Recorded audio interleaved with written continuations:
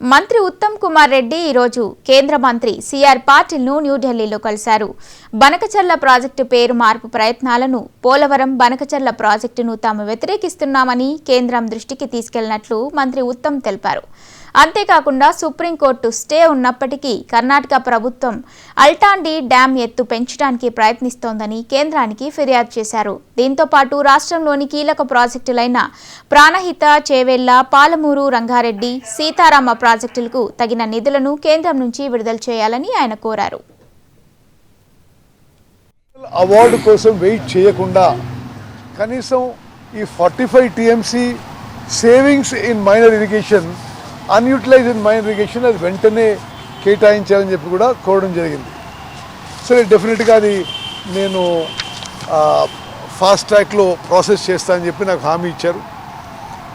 అదేవిధంగా సమ్మక్క సారక్క ప్రాజెక్టుది చాలా కాలం నుంచి పెండింగ్ ఉంది. మరి ప్రాజెక్టు పూర్తయింది.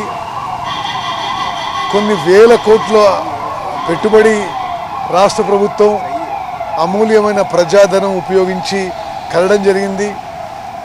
దానికి అన్ని క్లియరెన్స్ వస్తే మరి సరి అయిన వినియోగం కానీ, rising funds for developing ayacut కానీ చేసే అవకాశం ఉంటుంది.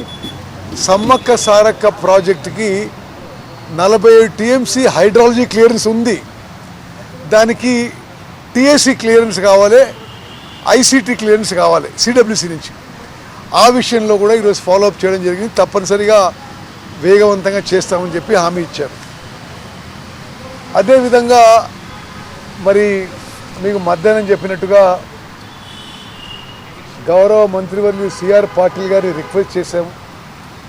తెలంగాణ ఆంధ్ర మధ్యలో కృష్ణా నదీ జలాలు, division of water of Krishna waters between Telangana and Andhra, justice Brijesh tribunal మరింత వేగవంతంగా పూర్తి చేయించాలని చెప్పి కూడా కోరడం జరిగింది.